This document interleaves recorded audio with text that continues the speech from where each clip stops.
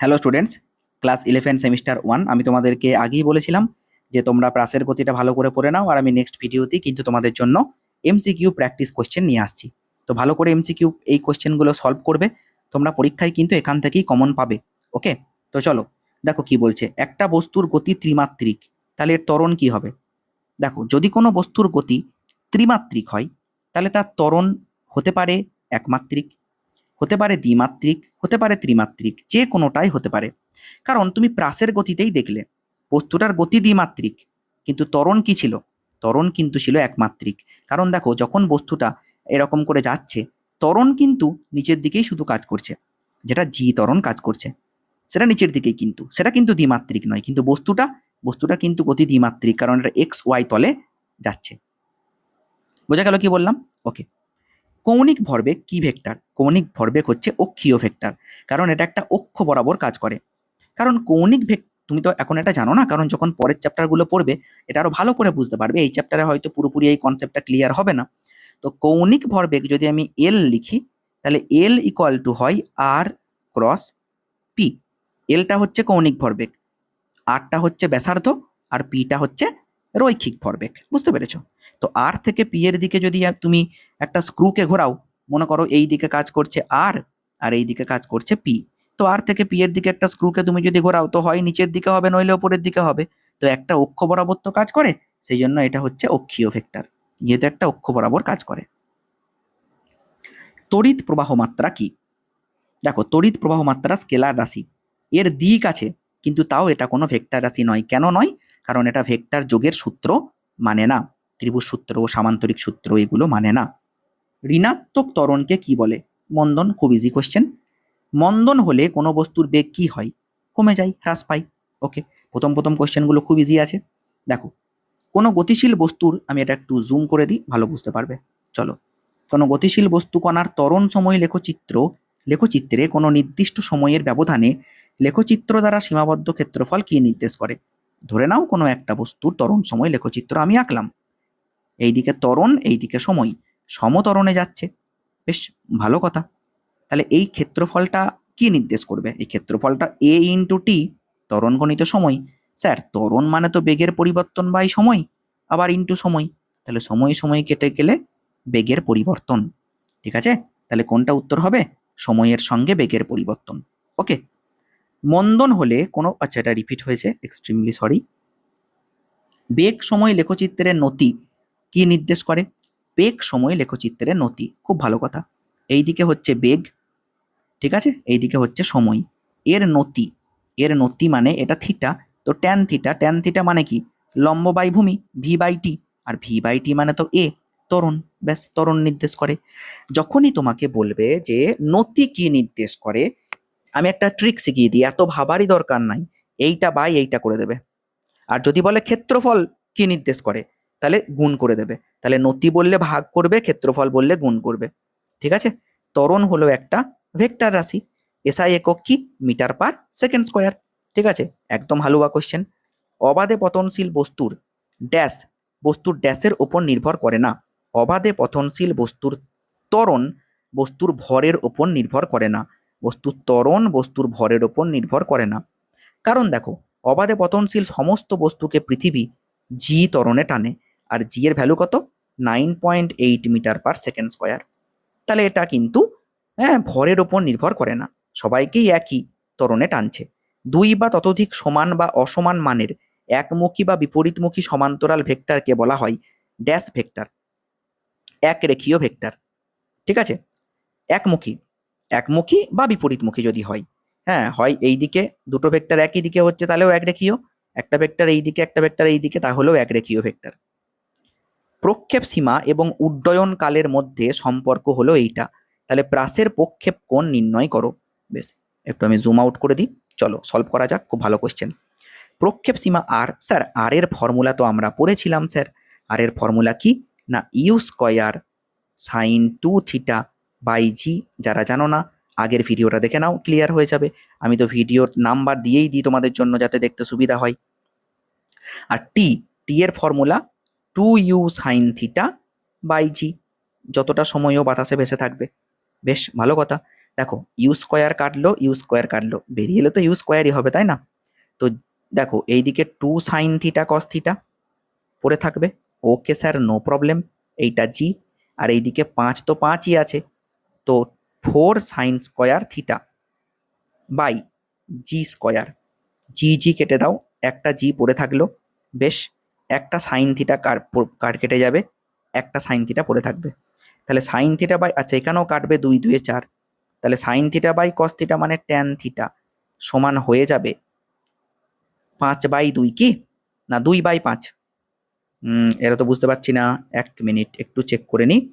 আচ্ছা, sine theta by cos theta, sine থিটার নিচে আমি কস থিটাটাকে নিয়ে এলাম, এইদিকে একটা জি পড়ে আছে, দেখেছো জিটাকে দেখিনি, জি/5 ইন্টু 2, তো জি তো এমনিতেই 10, তাহলে 10 10 কেটে গেল, তাহলে 1 হলো, তাহলে থিটা সমান কত, থিটা সমান স্যার 45 ডিগ্রি। ব্যাস, ডাইরেক্ট ফর্মুলা বসাও, কোশ্চেন সলভ করো, ইজিলি হয়ে যাবে, ইজিলি।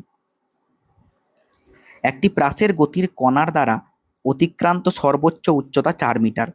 বেশ, সর্বোচ্চ উচ্চতা মানে কত, ওই যে আমি ফর্মুলাটা বলেছিলাম যে u square sine square theta by 2g, এইটা কিন্তু 4। অনুভূমিক সীমা 12 মিটার, তার মানে u square sine 2 theta by g সমান 12। তাহলে কণাটির প্রাথমিক বেগ কত? ঠিক আছে, প্রাথমিক বেগ কত, তাহলে কি হবে বলো তো?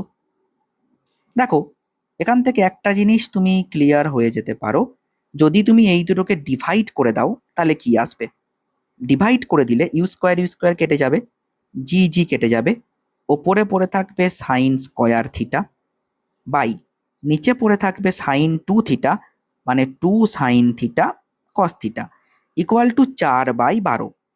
বেশ, নো প্রবলেম, একটা সাইন থিটা কাটলো, বেশ, তাহলে একটা সাইন থিটা পড়ে থাকলো, হবে। এবার দেখো 2 6 12, 2 2 4, 2 3 6, ঠিক আছে, তাহলে ট্যান থিটা ইকুয়াল টু 2/3। এখান থেকে কিন্তু ইউ কিছু আসছে না, তুমি ট্যান থিটা পেলে। বেশ, এখানে একটা ক্যালকুলেশন ভুল হয়েছে, সেটা হচ্ছে দেখো এই যে 2g আছে, এই 2gটাকে মনে হচ্ছে আমি বাদ দিয়েছি। হ্যাঁ, এই 2gটা বাদ গেছে, কারণ এই 2gটা তো হবে না নিচেই, এই 2gটা তো নিচেই হবে এমনিতেই, তাহলে এখানে আর একটা কিন্তু 2 হবে, মানে তুমি এইটাকে দিয়ে ডিভাইড করবে, আমি একটা স্টেপ জাম্প করেছি আর কিছুই না। ঠিক আছে, তাহলে কি হবে বলো তো, এটা যদি 2 থাকে তাহলে এটা হয়ে যাবে দেখো 4/3, কারণ এই 2টা এইদিকে গিয়ে গুণ হবে, তাহলে ট্যান থিটা 4/3 পেলে। তাহলে স্যার আমি ট্যান থিটা পেয়ে লাভ কি, আমাকে তো বের করতে বলেছে প্রাথমিক বেগ মানে ইউ চাই, তাই না? এবার ইউতে তো স্যার এখানে সাইন থিটা আছে, আমি যদি এইটা ইউজ করি তাহলে তো সাইন থিটা লাগবে। তাহলে দেখো ট্যান থিটা মানে আমি একটা ত্রিভুজ তো ইমাজিন করতে পারি, আর যাই হোক, ঠিক আছে, আমি ত্রিভুজটাকে তো ইমাজিন করি না আগে, আমি একটা ত্রিভুজ ইমাজিন করি। বেশ, একটা ত্রিভুজ ইমাজিন করলাম, যার লম্ব হচ্ছে 4, ভূমি হচ্ছে 3, তাহলে এইটা কত হবে 5, 3 4 5 পিথাগোরাস ট্রিপলেট তুমি জানো, তাহলে সাইন থিটা তো তুমি বের করে নিতে পারবে, সাইন থিটা হচ্ছে লম্ব বাই অতিভুজ, তাহলে 4/5 পেয়ে গেলে। এবার ওই ফর্মুলাটা তুমি পুট করো, ফর্মুলাটাই কি ছিল না u square sine square theta by 2g equal to 4।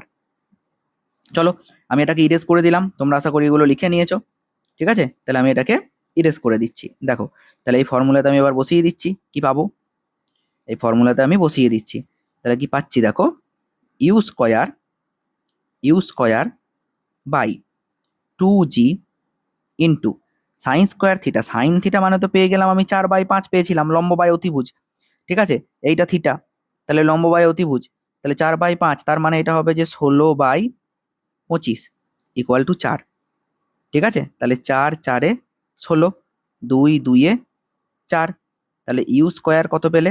আরও একটা জিনিস দেখো, তাহলে ইউ স্কোয়ার বাই জি এর ভ্যালু তো 10, 2/25, তাহলে 2 5 10 ইকুয়াল টু এটা হয়ে গেল 1, তাহলে ফাইনালি কি পেলাম, u square equal to 25 into 5 মানে 125, ঠিক আছে, 125, তাহলে কত অ্যান্সার হবে বলো তো, একটু ভেবে চিন্তে অ্যান্সার করতে হবে। দেখো 11 স্কোয়ার কত 121, এটা হবে কত উত্তর, তাহলে এটা উত্তর হয়ে যাবে, দাঁড়াও এটা আমি একটু ইরেজ করে দিই, তাহলে উত্তর কত হবে দেখো, তাহলে উত্তর হবে এটা u equal to root under 125। এবার 125 কত রুট তো আমরা জানি না, মানে 125 রুট কত তো জানি না।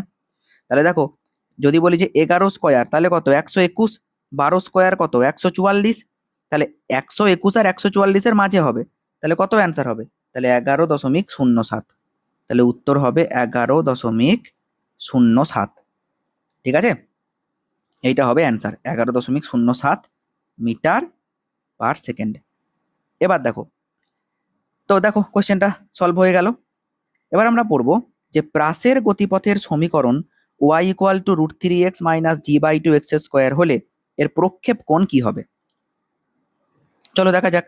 আমি তো ফর্মুলা পড়েছি, ফর্মুলাতে কি ছিল, যদি ফর্মুলাটা মনে করো, দেখো ছিল y equal two x tan theta, এটা হচ্ছে সঞ্চার পথের সমীকরণ বা গতিপথের সমীকরণ, minus gx² by 2u² cos² theta, এইটা ছিল ফর্মুলা।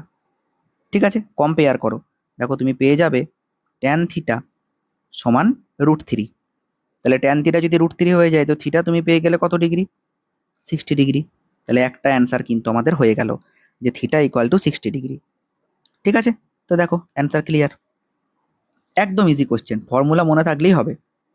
একটা বস্তুকে উল্লম্বভাবে উপরের দিকে ছোড়া হলো, অর্ধেক উচ্চতায় এটার বেগ হলো 10 মিটার পার সেকেন্ড, সর্বাধিক উচ্চতায় বেগ কত হবে। দারুণ কোশ্চেন এটা।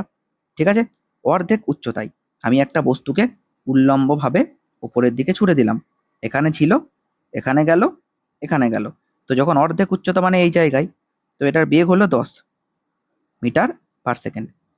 ঠিক আছে, তাহলে বস্তুটি সর্বাধিক উচ্চতা কত হবে, মানে কতটা উচ্চতা পর্যন্ত সে উঠেছে, এইটা লাগবে। দেখো যাই হোক না কেন, আমি একটা জিনিস বলতে পারি, এইটুকু যখন আমি বেগ জেনে গিয়েছি, আমি তো এখানে জানি যে বেগ 0 হবে, সর্বাধিক উচ্চতায় বেগ হয় 0, তাহলে আমি বলতেই পারি যে v² equal to u² minus, আচ্ছা আমি একটা জিনিস জানি না যে,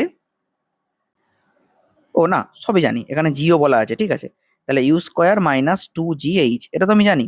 তো ভি এর জায়গায় তুমি 0 বসিয়ে দাও না। আমি এইটুকুকে কি ধরলাম, আমি এইটুকুকে ধরলাম এইচ না ধরে এক্স ধরি, কারণ এইচটা তো গোটাটা, তাহলে এইটুকুকে আমি এক্স ধরলাম। ঠিক আছে, তাহলে 0² ইকুয়াল টু 10² 100 মাইনাস 2 গণিত 10 গণিত এক্স, তাহলে এক্স সমান কত 100/20, তার মানে 5, তাহলে এইটুকু হচ্ছে 5 মিটার। তাহলে এইটা যদি 5 মিটার হয়, এইটা তো বাকি অর্ধেকটা, কারণ অর্ধেক উচ্চতায় গিয়েই তো বেগ 10 মিটার পার সেকেন্ড হয়েছে, তাহলে বাকিটাও 5, তাহলে 5 আর 5-এ কত হলো উত্তর, ওপরটাও 5 নিচেটাও 5, তাহলে মোট উচ্চতা হচ্ছে 10 মিটার। দেখো ক্লিয়ার কিনা। তারপরে নেক্সট কোশ্চেন দেখো, 2 মিটার উচ্চতা থেকে অনুভূমিকের সঙ্গে 30 ডিগ্রি কোণে 20 মিটার পার সেকেন্ড বেগে ছোড়া ক্রিকেট বল ভূমি থেকে 1 মিটার উচ্চতার অন্য একজন ফিল্ডার লুফে নেয়, দুই ব্যক্তির মধ্যে ব্যবধান কত। খুব ভালো কোশ্চেনটা, এই গল্পটা একটু বুঝতে হবে, এটা খুব ভালো কোশ্চেনটা। দেখো এইখান থেকে একজন দাঁড়িয়ে বলটাকে ছুঁড়েছে, এখানে এসে একজন ক্যাচ লুবেছে। ঠিক আছে, এইটার উচ্চতা 2 মিটার, এইটার উচ্চতা 1 মিটার। বেশ, তাহলে বলটার মোট সরণ কত, এখান থেকে তো বলটা এসেছিল এই উচ্চতা থেকে, তাহলে এখানে এলো, তার মানে বলটার মোট সরণ হচ্ছে -1 মিটার। কেন, কারণ নিচে নেমে গেছে সেই জন্য -1 মিটার নিলাম। ঠিক আছে, তো আমি যদি ইকুয়েশন বসাই যে y ইকুয়াল টু, এটা তো y অক্ষ বরাবর সরণ তাই না, আর y অক্ষ বরাবর বেগ কি পেয়েছিলাম আমরা যখন প্রজেক্টাইল মোশন পড়েছিলাম, এই দিকটাকে cos আর এই দিকটাকে সাইন নিয়েছিলাম, তাহলে u সাইন থিটা, তাহলে y equal to u sine theta into t minus half gt², y minus 1, u কত বলেছে 30 ডিগ্রি, তাহলে ইউ সাইন 30 হাফ, তার মানে তো u/2। ও এটাও বলা আছে যে ইউ 20, তাহলে 20/2, মানে এখানে 20/2, আর সাইন 30, তো সাইন 30 হাফ বসিয়ে দিলাম, সাইন 30 তো হাফ বসিয়ে দিলাম, তাহলে 20/2 ইন্টু টি মাইনাস হাফ, জি এর ভ্যালু 10 ইন্টু টি², তাহলে 2 10-এ 20 তুমি কেটে দাও, তাহলে 10t মাইনাস 5t², ফাইনালি তুমি যেটা পেলে 5t² minus 10t minus 1, that is equals to 0। ঠিক আছে, বা এইটাকে, হ্যাঁ ঠিক আছে, ওকে। তো এটা না মিডিল টার্ম ফ্যাক্টর হবে না, এটাকে শ্রীধরাচার্যের সূত্র ভাঙতে হবে। তাহলে t equal to minus b মানে মাইনাসে মাইনাসে +10 plus minus root under b square minus 4ac 100 minus 4ac করলে সে প্লাসই হয়ে যাবে, 4 5 20 বাই 2a 2 ইন্টু 5 মানে 10। ভালো কথা, তাহলে 10/10 প্লাস মাইনাস রুট আন্ডার 120। আশা করি পুরো ব্যাপারটা ক্লিয়ার। ঠিক আছে, আবার নিচে কিন্তু সেই 10 আছে, 10ই থাকবে।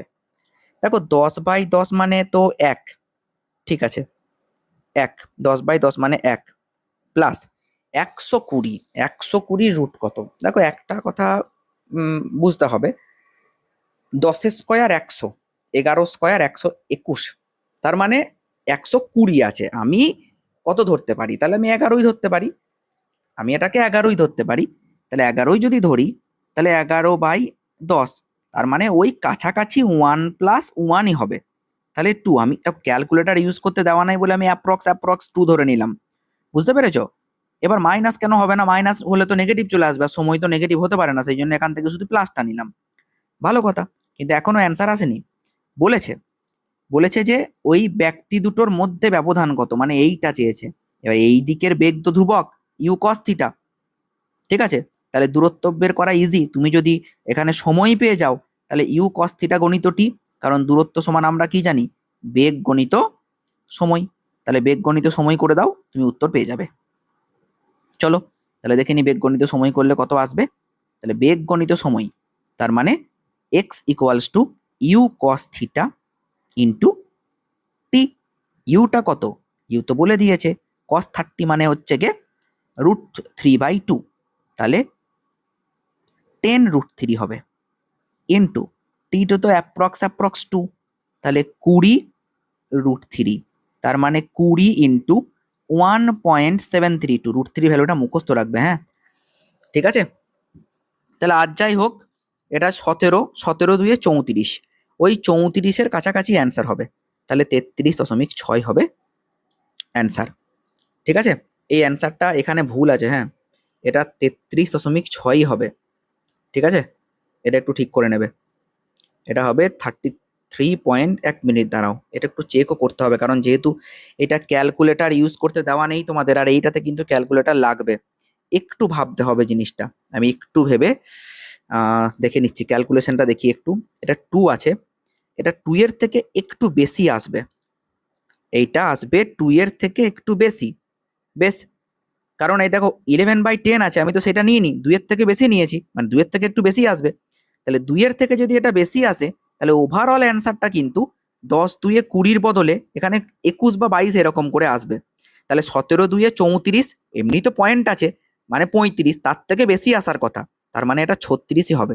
ঠিক আছে, আমি প্রথমে এটা ভুল ভাবছিলাম, এটাই অ্যান্সার হবে। দেখো বুঝতে পারলে, কম তো হবে না, কারণ আমি এখানে কমিয়েছি, ছিল বেশি, তাহলে এখানে যে অ্যান্সারটা আসবে সেটা তো বাড়বে না, কমবে না তো। 17 2 34, ঠিক আছে 34 হবার কথা এখানে, কিন্তু 34-এর বেশি হবে, কারণ আমি যেহেতু কমিয়েছিলাম তাহলে সেটা বাড়বে, তাহলে 34-এর বেশি কোনটা অ্যান্সার আছে? 36। ব্যাস এরকম করে করতে হবে, ক্যালকুলেটর না থাকলেও করা যাবে অ্যাপ্রক্সিমেশন কাজে লাগিয়ে। 30 ডিগ্রি কোণে নিক্ষিপ্ত প্রাসের প্রক্ষেপ সীমা আর, প্রক্ষেপ কোণের অন্য কোণ মানে প্রক্ষেপ সীমা একই হয়। তোমাদেরকে বলেছিলাম যে যদি দুটো কোণের যোগফল 90 ডিগ্রি হয়, আগের থিওরির ভিডিওতেই আমি পড়িয়ে দিয়েছি, তাহলেই কিন্তু প্রক্ষেপ সীমা একই হবে। তাহলে 30 প্লাস থিটা সমান 90 হলে, তাহলে থিটা সমান কত? 90 মাইনাস 30 মানে 60 হলে, 60 ডিগ্রি হলে একই হবে। ঠিক আছে, বেশ, অ্যাঙ্গেল আলাদা হলেও প্রক্ষেপ সীমা এক হতে পারে। একটি প্রাসের প্রক্ষেপ সীমা ওর প্রক্ষেপ দ্রুতির সমান। বেশ, এই দ্রুতি কি হবে? একদম ইজি ভাই, প্রক্ষেপ সীমা তার মানে ইউ স্কয়ার সাইন 2 থিটা, বহুবার লিখেছি, বাই জি সমান প্রক্ষেপ দ্রুতির সমান। বেশ, তাহলে আমি ইউ ইউ কেটে দেবো এখানে। ওকে, তাহলে কত হবে? ইউ সমান হবে জি বাই সাইন 2 থিটা। একদম হালুয়া কোশ্চেন, কিচ্ছু নেই আর। ঠিক আছে, নেক্সট কোশ্চেন দেখো। এক ব্যক্তি যদি একটি বলকে অনুভূমিক দিকে সর্বাধিক x মিটার ছুটতে পারে তাহলে সে বলটিকে খাড়া ওপরের দিকে সর্বোচ্চ কতটা ছুটতে পারবে। খুব ভালো কোশ্চেনটা আর খুব ফেমাস কোশ্চেন। ঠিক আছে, দেখো অনুভূমিক দিকে সর্বোচ্চ রেঞ্জ আর ম্যাক্স যেটা বলেছিলাম সেটা u²/g হয়, তোমরা জানো যখন থিটা 45 ডিগ্রি হয়, তো সেইটা ওরা বলে দিয়েছে এক্স। তাহলে সর্বাধিক উচ্চতা কত, h = u²/2g। কেন স্যার, u² sin² থিটা ছিল যে, তো u² sin² থিটা যদি থাকে, ঠিক আছে, u² sin² θ/2g ছিল, তো u² sin² θ/2g ছিল, তো ম্যাক্সিমাম হাইটের ফর্মুলা কি হবে যখন sin θ 90 হবে, u² sin² θ/2g ছিল।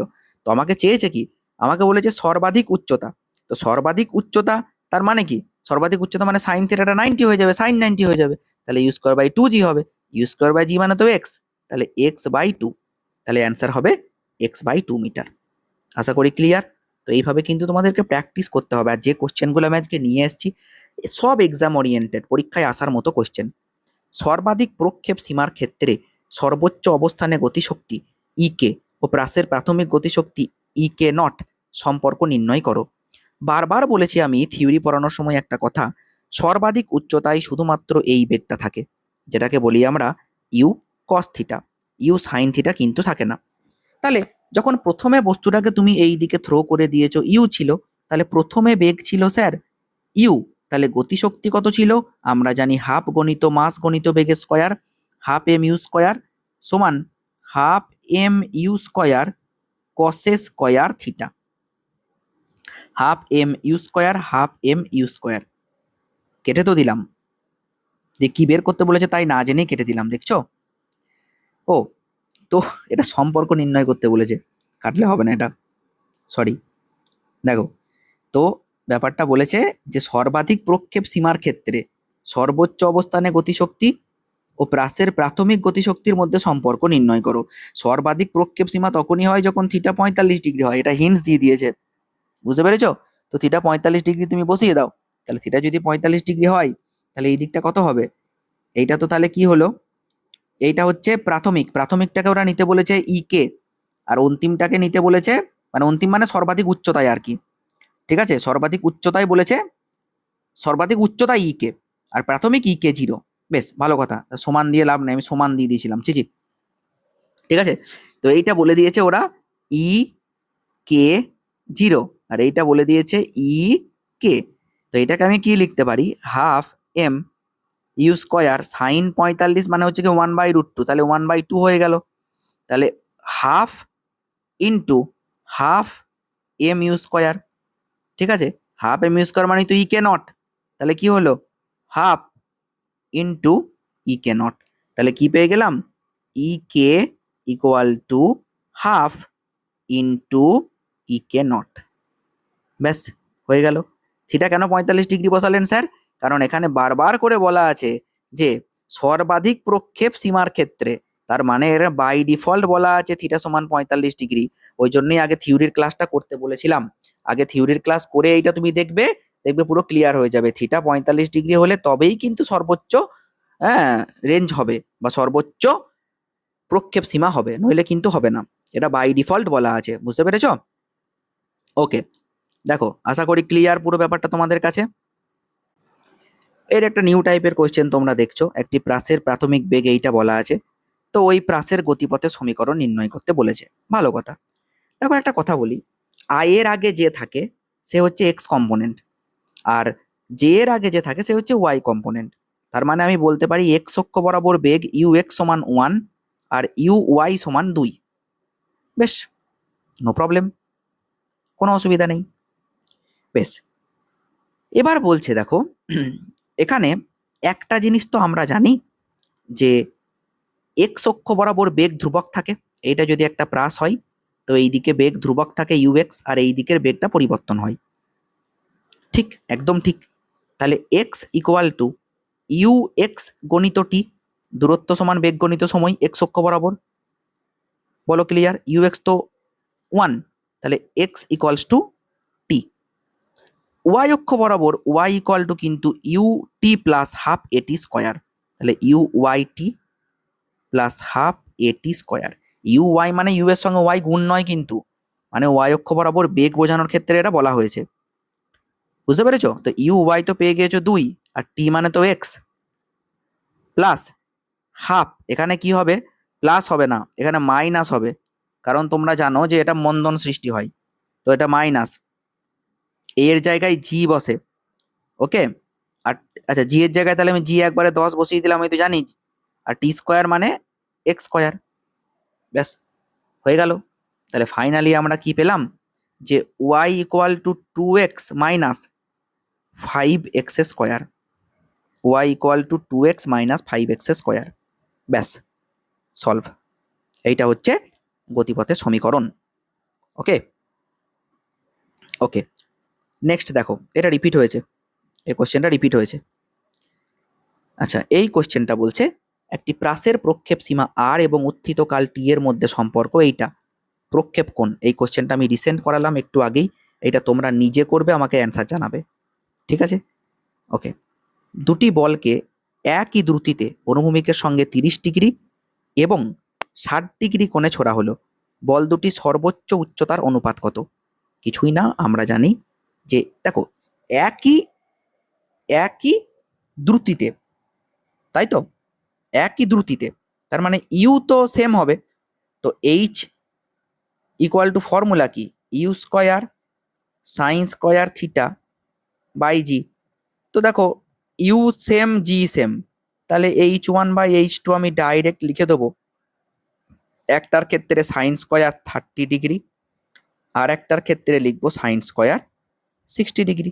সাইন 30 তো হাফ, তো 1/4 ডাইরেক্ট বসিয়ে দিলাম যেহেতু স্কোয়ার আছে, আর সাইন 60 √3/2, তাহলে 4/3, কেটে দাও, 1/3 উত্তর।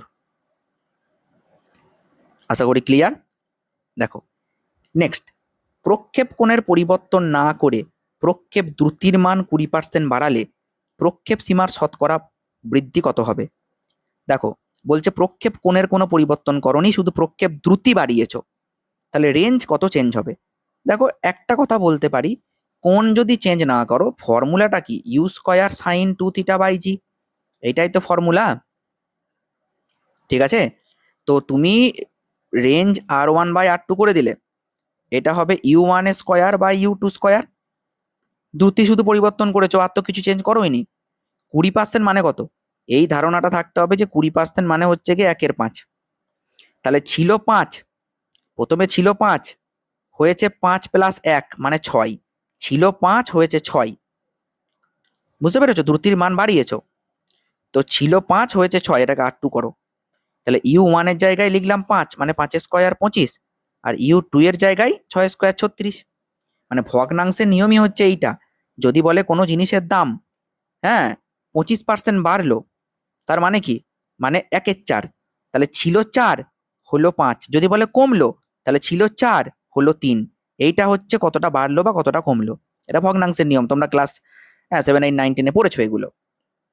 তাহলে কত পার্সেন্ট বৃদ্ধি পেলো রেঞ্জ, রেঞ্জ বৃদ্ধি পেলো 25 থেকে 36 হলো, তার মানে 11, ঠিক আছে, 11/25, অরিজিনাল তো 25, গণিত 100, তো প্রক্ষেপ সীমার চেঞ্জ এইটা হয়েছে, কিন্তু এটা তো মিলছে না অ্যান্সার, তাহলে একটু চেক করতে হবে যে আমাদের ভুল হয়েছে কিনা। থিটার কোনো চেঞ্জ হবে না, তাহলে R1 equal to U1 square by U2 square, okay no problem. 20% 1/5, ছিল 5 হয়েছে 6, বেশ ওকে, তার মানে 25, আর এইদিকে 36, একদম কারেক্ট আছে, 36 - 25 মানে 11, তাহলে কত পার্সেন্ট বেড়েছে, 11/25 × 100, তার মানে 44%ই বেড়েছে, এটার আর কোনো চেঞ্জ দেখছি না, ঠিক আছে, এটার 44% বেড়েছে। আশা করি ক্লিয়ার, দারুণ কোশ্চেন, ঠিক আছে, এটা 44%ই হবে অ্যান্সার, 44%। দেখো নেক্সট কোশ্চেন, তো যে কোশ্চেনগুলো তোমাদেরকে আমি করাচ্ছি খুব ভালো করে সলভ করবে, এইগুলোই কিন্তু পরীক্ষাতে আসবে, ওকে, বারবার বলছি, ঠিক আছে। দেখো নেক্সট কোশ্চেন কি বলছে। আচ্ছা, যেহেতু এই ভিডিওটা লেন্থ প্রায় 30 মিনিট হয়ে গেছে, তাই আমি এই ভিডিওটা এখানেই শেষ করছি, নেক্সট ভিডিওতে আমরা এই কোশ্চেনগুলো সলভ করব। যা কোশ্চেন আমি নিয়ে এসেছি সবই এক্সাম ওরিয়েন্টেড, পুরো ভিডিওটা ভালো করে দেখবে, এমসিকিউ ভিডিওগুলো কেউ মিস করবে না, আর তার আগের থিওরি ভিডিওগুলো আগে অবশ্যই দেখবে, নাহলে কিন্তু বুঝতে পারবে না। সেই জন্য আমি না তোমাদের পুরো মার্ক করে দিয়েছি ভিডিওগুলোতে, দেখবে যে পর পর তোমাদেরকে কোনগুলোকে দেখতে হবে। ঠিক আছে, তো চলো দেখা হচ্ছে নেক্সট ভিডিওতে।